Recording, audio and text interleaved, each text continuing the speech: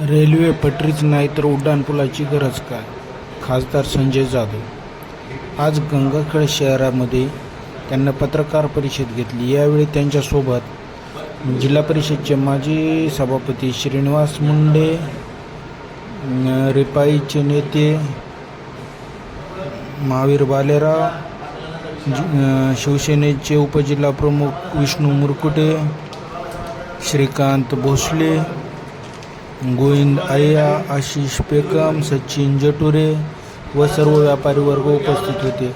यावेळी खासदार संजय जाधव यांनी म्हणले, गंगाखेड विकासाच्या आडवं येणार नाही, पण व्यापाऱ्यांचं नुकसान होत असेल तर सदैव मी व्यापाऱ्यांच्या सोबत राहीन।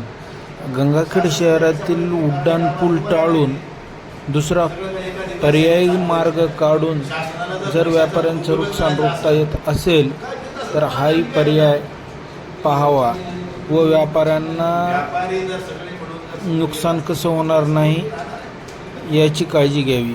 समाजाच्या हिताचं काम व्हावं कोणाकडून नाही, समाजाच्या अहिताचं काम होऊ नये ह्या मताचं नाही। शहरामध्ये बांधून व्यापाऱ्याची घर सुरू करण्याचं कारण काय? एकीकडे शासन म्हणते आमच्याजवळ पैसे नाहीत, पैसे नसताना तुम्ही ह्या कामावर विनाकारण पैसे खर्च करायचं कारण काय? आम्ही त्यांच्याकडे भेटणार आहे।